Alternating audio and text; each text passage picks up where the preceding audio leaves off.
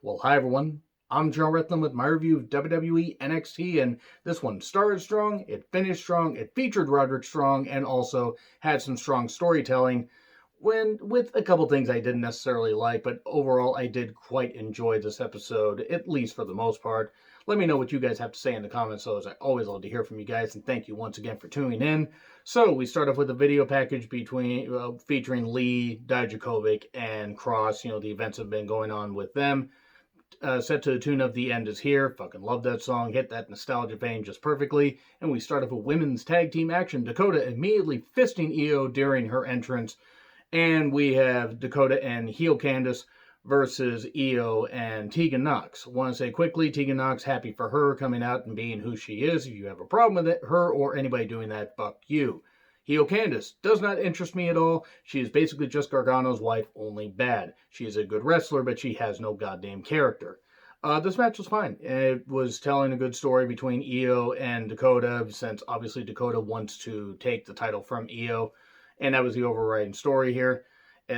Tegan and Candice are basically just there because one was going to have to take the pin, and that was Candice getting a moonsault where Io kind of landed on her face. Ouch. And got the victory. And Dakota didn't really do much to save her. And then we find out a little bit later. We get footage of Adam Cole and Pat McAfee on the Pat McAfee show. It's a fucking work. It's a work. My God, it's a work. Whatever. There were some people buying into it. And I'm like, if it's not a work, then it's a little bit odd they would even show it. But it is what it is. Did they change Gargano's theme? It seems like they did. Or maybe just the audio was a little bit off. Also, Dexter Loomis' theme seemed to be changed. Roderick Strong versus Johnny Gargano. These two need some direction, and thankfully Roderick got some direction after this. Both are talented wrestlers, and it's kind of heel versus heel, so it was a little bit odd.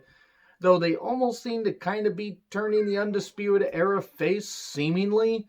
Strong and Gargano cut a good pace here. Nice mat wrestling, submission wrestling, some very good stuff where they were focusing on respective body parts. And eventually Gargano would, slam Strong into the plexiglass multiple times outside and then hit the one final beat and get the victory. So this was a good match, and it would lead to something a little bit later where the Undisputed Era would get fired up. We then get Dakota Kai saying she didn't care about Candice, she doesn't play well with others.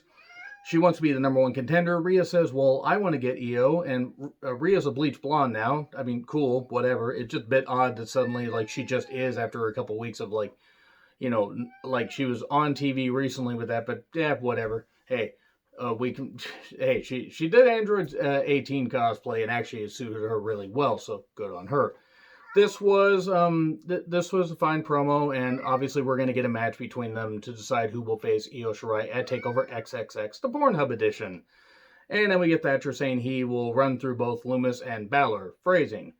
Then Kyle O'Reilly fires up the Undisputed Era, says, you're Roderick Strong, we're going to do this, we're going to rip through everybody, and we're going to do all this. Then we get Shotzi versus Mercedes Martinez with Aaliyah and Robert Stone. So we get Mercedes Martinez carrying two schlubs. Not carrying shots. Shotzi's not a schlub. It's just Aaliyah I don't care about, and Robert Stone I don't. Mercedes needs to be a solo act. Shotzi got some good shots here, pardon the pun. But Mercedes was no doubt going to go over. She went over pretty strong here, hitting an air raid crash variation, got the victory 1, 2, 3. Ridge Holland vignette. I'm not familiar with the guy. Apparently he's a rugby player, never heard of him. Apparently he wrestled in NXT UK. I didn't really get to see much of him, but the little clips I saw, hey, if he can perform that well, good for him. I hope he can perform really well. Lee is very angry about what Cross did to Dijakovic and said, all of your extra bullshit doesn't matter, I'm calling you out. Here's Cameron Grimes, and he's, taken out immediately. Then we have Scarlett here, and then Grimes gets powerbombed. And Scarlett's just there, and Cross gets the camera about 8,000% too close to his face, and then says, give me my shot or everyone will suffer. And then Lee says, pick the time and the place, and I will whoop that ass. Folks, give me just 1 second.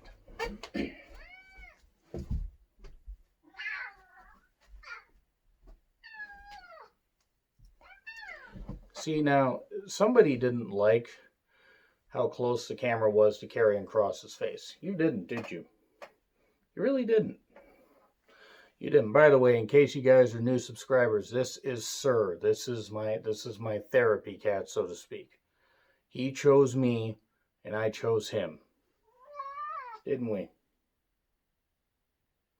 I feed him ham and stuff like that, by the way, and he still acts like this. There, that's what he has to say, though. Oh, there he is. Anyway, adopt, don't shop, by the way.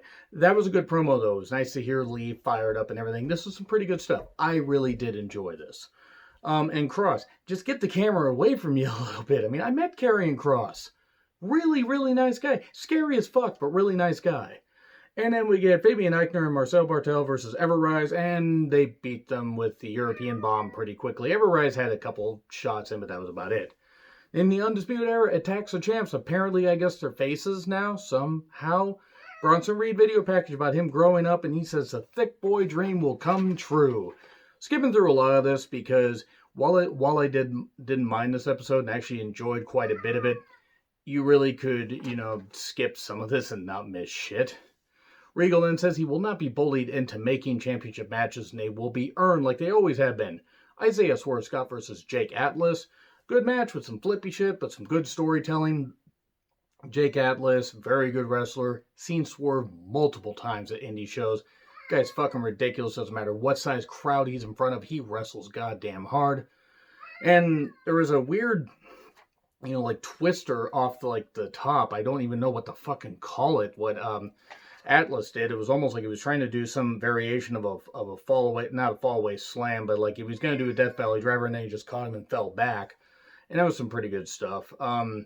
But eventually it was something called the JML Driver, and Swerve got the victory. But this was a good match. I actually enjoyed this. There are times in cruiserweight matches just feel kind of samey to me, but this one actually wasn't all that bad. And then we get a Damien Priest promo. Apparently he will face Ridge Holland and Oney Lorcan next week. So I'm guessing Oney's going to take the pin, and we're probably going to get Damien Priest in the match. Because Ridge Holland, if they're just going to bring this guy in, there's no reason for him to take the pin. And I love Oney, but if Thatcher took it, because of what happened with Thatcher a little bit later, there's no reason for Oney to be in the match. And then we get Rhea versus Dakota next week. Imperium versus the Undisputed Era for the tag title match, or tag titles next week. Cool. And then we get Dexter Loomis versus Timothy Thatcher versus Finn Balor. We've got Balor with his package on display. Had to get that joke in just for somebody that's watching this. But a three-way number one contenders match will basically advance to the ladder match, the five-way ladder match. It was good at times. There were times I think it was a little bit off, but the pacing and the mixture of styles, Loomis, whatever his style is, Balor being goddamn ridiculous, and Thatcher just being really good on the mat. There were some really, really nice submission exchanges here, and eventually Thatcher dominated Balor for a bit, just trying to submit him and viciously fisting him and pounding him down. Anybody lose their train of thought? Anybody else? Any particular people that are watching this are Balor fans? I'm sure you did. So we get the silence, the Anaconda Vice, and then the coup de grace. Oh no, it seems like Balor's going to get the victory, but he hurt his leg. He can't get on there, and then an ankle lock by Thatcher. It looks like Balor's going to tap out, and then suddenly he gets the silence on. Loomis does, and manages to get Thatcher to let go of the ankle. Balor can't respond. He can't try to stop Thatcher from passing out. Thatcher passes out. Dexter Loomis is part of the North American ladder match coming up at TakeOver XXX, the Pornhub edition. And there you go. That's your lot right there. Not a bad episode of NXT, as the producer sounds off because he was just a little bit annoyed. I need to give him a little more ham. Cue the Devil Doll references, that is. But anyway, agree, disagree, what I said. Like, share, subscribe, Twitter handle in the description. I'm John Rickland. I'll see you soon.